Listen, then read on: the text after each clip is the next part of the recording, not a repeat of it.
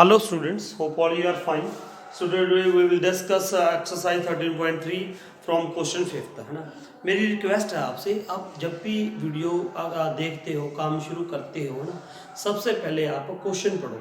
जब तक आपको क्वेश्चन की अंडरस्टैंडिंग नहीं होगी तब तक क्वेश्चन आप नहीं कर पाओगे. ठीक है, मैंने अक्सर बोलता हूँ कि जब आपने क्वेश्चन पढ़ लिया, अगर आपको क्वेश्चन 100% आ गया तो इसका मतलब 50% आपने सोल्यूशन कर दिया. ठीक है, अब क्वेश्चन मैं आपको शॉर्ट में बता रहा हूँ क्या क्वेश्चन है. कि हमारे पास यहाँ पे एक सिलेंड्रिकल वेसल लगा लो, कुछ लगा लो ना, सिलेंड्रिकल वेसल लगा लो है ना. ये आइसक्रीम के हाथ फुल है, आइसक्रीम है इसमें है ना. इसमें क्या है? आइसक्रीम है. अब हमने इसमें से आइसक्रीम कोन बनानी है. हमारे पास आइसक्रीम सॉफ्टी कोन्स होती है ना, वो बनानी है. सिर्फ ये क्वेश्चन है कि अगर हम यहाँ पे ये एक आइसक्रीम कोन है, मान लो ये ऐसे, और आइसक्रीम कोन कैसे ऐसे ऊपर से बना के देते हैं ना. जब आप भी बच्चे होते हो ना, आप वो कहते हो अरे अरे अरे और डाल दो ना, ऊपर पूरी टीसी लगा दो, जो कहते हैं ना वो वाली. तो वो ये कह रहा है इसमें से आइसक्रीम कौन से भरनी है. अब हमारा सवाल क्वेश्चन ये है, हमने हल क्या करना है कि अगर ये फुल ऑफ आइसक्रीम है तो अगर ऐसे ये शेप बनाएंगे आइसक्रीम कोन की है ना, तो ये कितनी कोन्स भर जाएंगी, ऐसी कितनी कोन्स भर जाएंगी. पहली बात इसका वॉल्यूम निकालो है ना. इसके वॉल्यूम के साथ क्या कर दो, डिवाइड कर दो, उतनी कोन्स भर जाएंगी. ठीक है, जैसे मान लो इसमें कोई लेट अस सपोज 20 लीटर लगा लो, 20 लीटर है ना. और एक कोण में मान लो 2 लीटर आ रही है, सपोज एग्जांपल दे रहा हूँ है ना. इतनी आएगी नहीं, कहीं का उसको बोलो 2 लीटर डाल दो कोण में, ऐसा ना कर देना है ना, इतनी आएगी नहीं एक कोण में. ठीक है, अब 20 लीटर इसमें थी, एक ऐसी मतलब कोण सॉफ्टी हमने बनाई है ना, कोण बनाई, उसमें 2 लीटर आ रही है, तो कितनी भर जाएंगी 20 डिवाइडेड बाई 2 10. तो ऐसी कितनी कोन्स तैयार हो जाएंगी 10. अब हमें यही बताना है इसमें ना. तो यहाँ एक आप ऐसा कर सकते हो, मान लो इसका वॉल्यूम, इस सारे का वॉल्यूम, अब मान लो कितनी वर्गी, मैंने ये लिखा let there are x cones can be filled, x cones can be filled, x cones can be filled, x भर सकती हैं. अब आप क्या करोगे, अब इन x cones का volume of x cones is equal to the volume of cylinder. सीधी सी बात, volume of x cones is equal to the volume of cylinder. ठीक है, ये जो सिलिंड्रिकल केन है जो भी है ना, तो अब सिंपल सी बात, अब मैंने लिखा वॉल्यूम ऑफ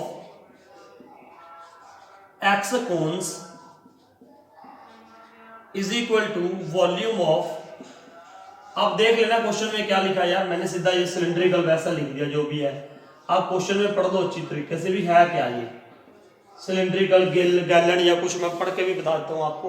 कंटेनर है, कंटेनर बोला उसने, वॉल्यूम ऑफ सिलिंड्रिकल कंटेनर लिख देना. ठीक है, और इसको वॉल्यूम ऑफ कोन्स लिख देना, कौन ही है आइसक्रीम कोन लिख देना. ठीक है, अब ये देखो, अब इसमें देखने वाली बात ये है कि यहाँ पे 2 शेप्स का कॉम्बिनेशन है, एक तो ये कोन, एक ये हेमिस्फीयर, एक कोण एक हेमिस्फीयर. तो अब मैंने यहाँ पे क्या लिखना है, x इंटू, देखो आप सीधा निकालोगे तो भी कोई दिक्कत नहीं है, आप कर सकते हो ऐसे, इसका वॉल्यूम निकाल लो, इसका वॉल्यूम और इसका वॉल्यूम, मतलब पूरे कोण का वॉल्यूम निकाल लो, और इसके वॉल्यूम के साथ इसको क्या कर दो, डिवाइड कर दो, वो भी आप कर सकते हो. ठीक है, एक ये जो मैं लिख रहा हूँ, हाँ, एक कोण का वॉल्यूम कितना होगा 1/3. देखो x कोन्स है ना, x कोन्स है. अब ये जो शेप बन रही है, एक तो ये क्या बन रही है हेमिस्फीयर, एक ये क्या बन रही है कोण.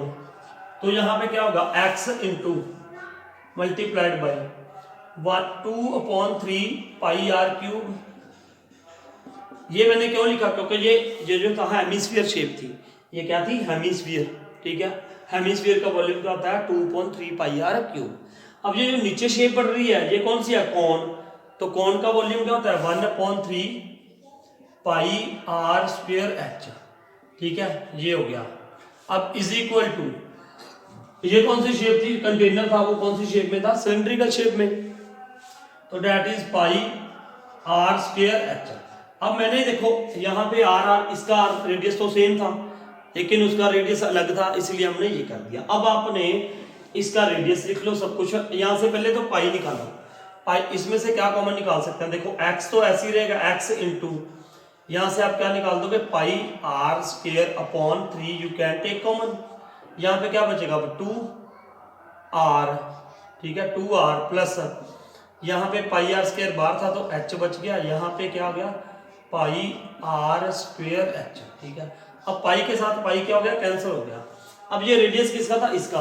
अब जो कोण है उसका रेडियस देख लें हम कितना है, रेडियस इज व्हाट, जो कंटेनर है shaped like a right circular cylinder having diameter 12 centimetre, इसका डायमीटर 12 था तो रेडियस कितना हो जाएगा, ये रेडियस इज व्हाट 6 इंटू 6, और हाइट कितनी थी सिलेंड्रिकल वेसल की, हाइट 15 सेंटीमीटर, ठीक है ये हो गया। अब यहाँ पे x इंटू 1/3 r, r कितना था इसका, ये जो कोण थी ice cream cone, ice cream is to be filled into the cones of a height 12 centimetre and diameter 6 centimetre, तो यहाँ पे ये क्या हो गया 6 सेंटीमीटर डायमीटर है, तो रेडियस कितना हो जाएगा 3 इंटू 3, 2 इंटू 3 प्लस 6 उसकी हाइट है, ठीक है हाइट 6 ही चेक कर लेना, डायमीटर 6 एंड हाइट 12 सेंटीमीटर।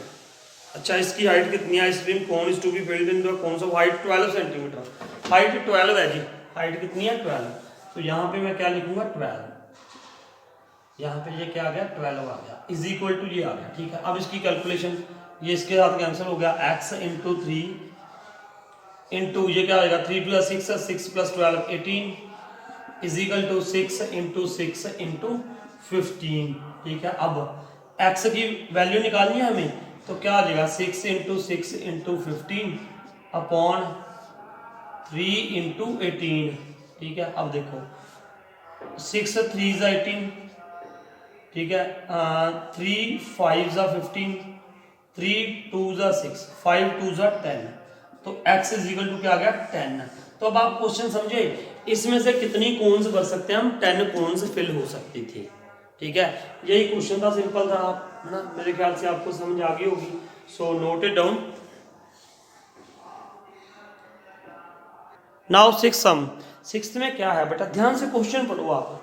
वो कह रहा है कि हाउ मेनी कॉइन्स, कॉइन का जो डायमीटर है वो 1.75 सेंटीमीटर है, और थिकनेस जो ना कॉइन की थिकनेस को मैंने उसकी हाइट मान लिया। अब सबसे पहली बात ये है, आपको ये पता होना चाहिए जो कॉइन है उसकी शेप कौन सी लेते हैं। कॉइन की जो बेटा शेप लेंगे हम, कॉइन की शेप को हम क्या मानेंगे सिलेंड्रिकल, क्यों, क्योंकि उसका देखो वो क्या है, एक 2 एंड उसके 3 फेस है। सबसे पहली बात, एक नीचे वाला फेस है हेड वाला, एक टेल वाला, और एक उसकी जो थिकनेस है वो वाला, तो 3 फेस हो गए, और ऊपर वाला भी क्या हो गया राउंड शेप, नीचे भी क्या है राउंड शेप, तो इसका मतलब हम उसकी शेप को क्या लेंगे सिलेंड्रिकल लेंगे। अब बात होती है क्या, उसका डायमीटर दे रखा है 1.75 सेंटीमीटर, हाइट कितनी है 2 mm, ठीक है। तो और हमने क्या बनाना है उसका, हमें ये चाहिए 5.5 इंटू 10 इंटू 3.5 सेंटीमीटर का एक क्यूबॉइड चाहिए। क्या चाहिए, क्यूबॉइड चाहिए हमें, है ना। तो हमें ये बताना है कि ऐसे कितने कॉइन्स हमें मेल्ट करने पड़ेंगे to make this type of cuboid, है ना। कितने ऐसे कॉइन्स मेल्ट करने पड़ेंगे ताकि हमारे पास इतनी डायमेंशंस का क्या बन जाए, क्यूबॉइड बन जाए। तो अब आप मान लो लेट, हमने लिख लेना है लेट, क्या लिख लोगे आप, let x number of coins we need, x number of coins we need. उसके बाद अब उन एक्स कॉइन्स का volume of x coins is equal to volume of cuboid, volume of cuboid. अब एक coin x into pi r square H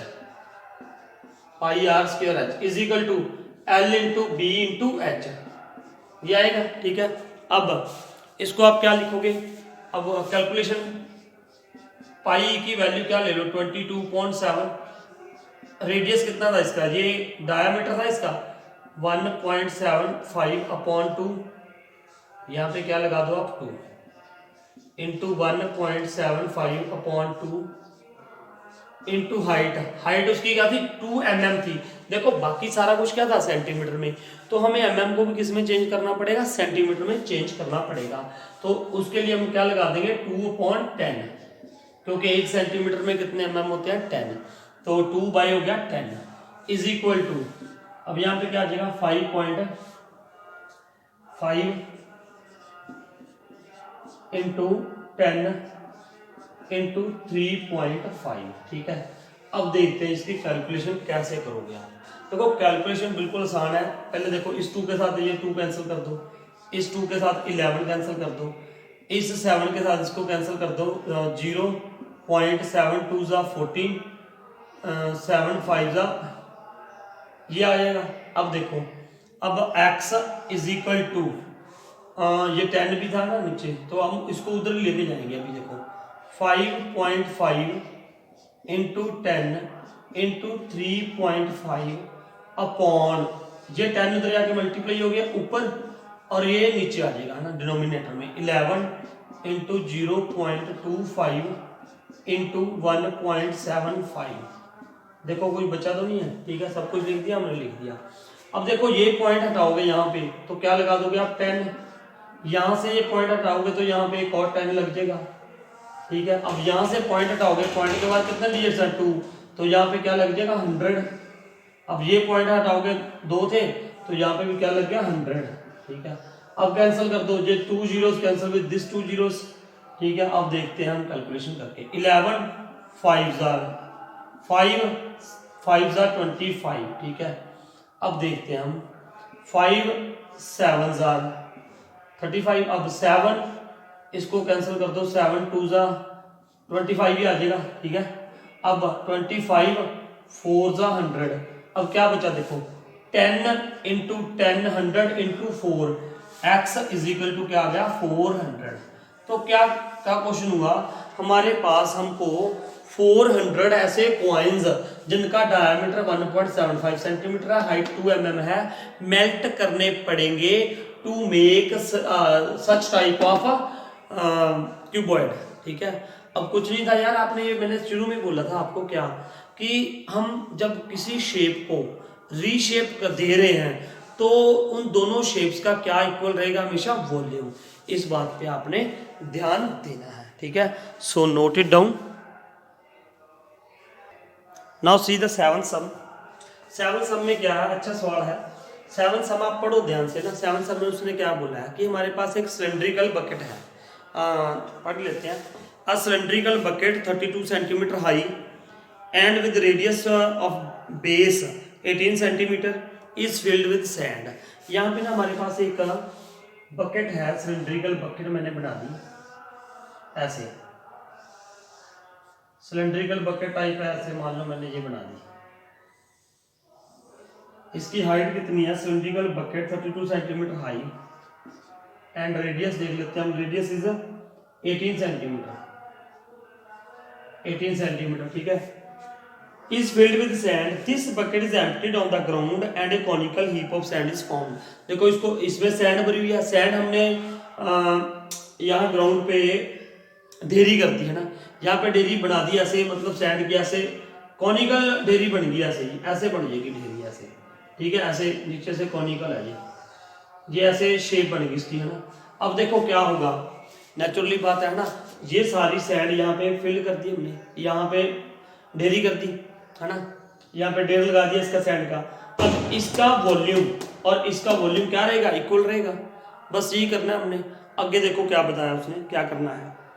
if the height of the conical heap is 24 centimetre, height of the conical heap, height इसकी height conical heap की, ये right angle triangle होता है यहाँ पे, ये आपको पता होगा ना।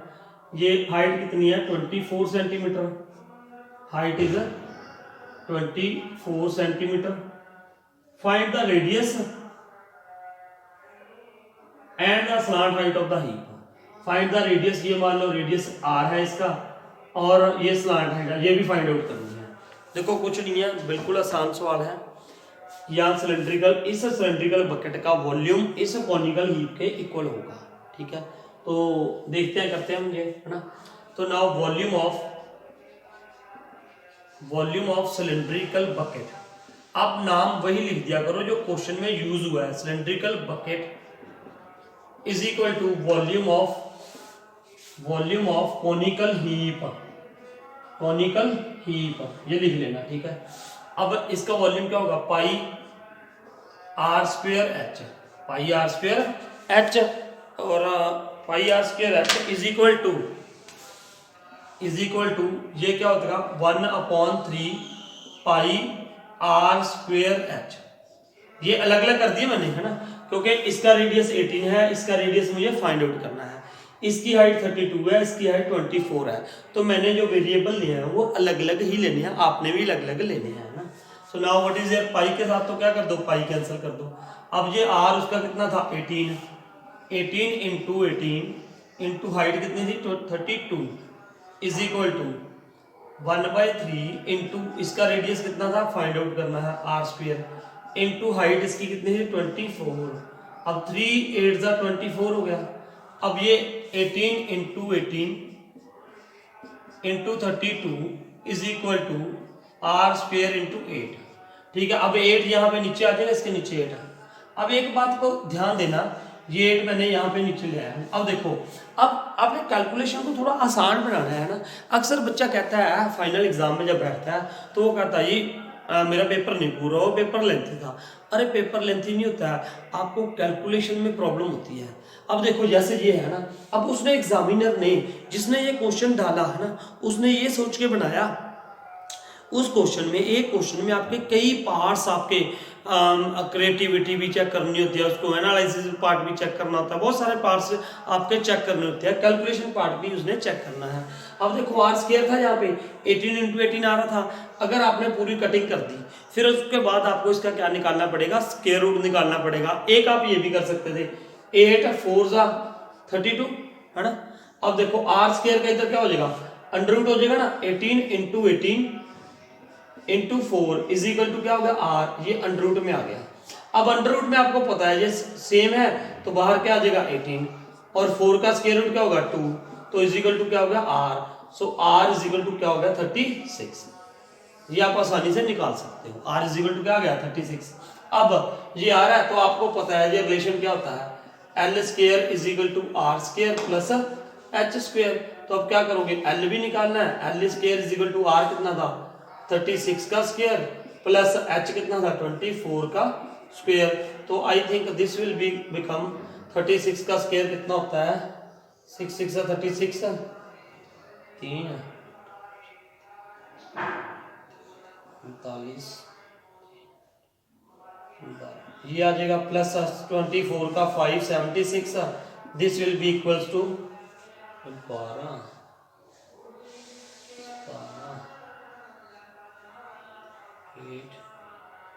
और 1। आई थिंक यही आएगा, चेक कर लेना भैया इसको, हाँ यही आएगा। अब l square is equal to 1872 था, तो नाउ विल फैक्टराइज दिस ना, फैक्टराइज कर दो, इसका अंडर रूट निकालना है आपने, इसको ऐसे लिख लिया करो ना 1872 है ना, 2 9 18 2 3 6 2 6 12, तो ये अंडर रूट होगा ना इधर आगे। ठीक है, तो 2 4 8 2 4 2 6 12 2 8 then 2 2 4 2 3 2 4 8 again 2 1 2 2 7 14 है ना। अब नाउ 9 से कर दूं सीधा, 3 पे चला जाएगा वैसे, 3 पे 3 3 9 2 3 9 then again 3 13 है ना। अब ये देखो, ये एक 2 और ये फिर 2 इसके क्या हो जाएंगे फैक्टर्स, 2 इंटू 2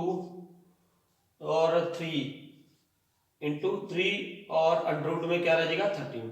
सो 2 2 4 3 12 अंडर रूट 13। ये यूनिट साथ में लिख देना, क्या आएगी यूनिट, ये एल निकाला ना हमने, तो मीटर था या सेंटीमीटर था वो आप देख लेना ना, वो लिख दोगे आप। तो 12 अंडर रूट 13 इसकी क्या आ गई, अपना स्लैंट हाइट आ गई ना, एल आ गई वैल्यू। ठीक है, सो नोटेड डाउन।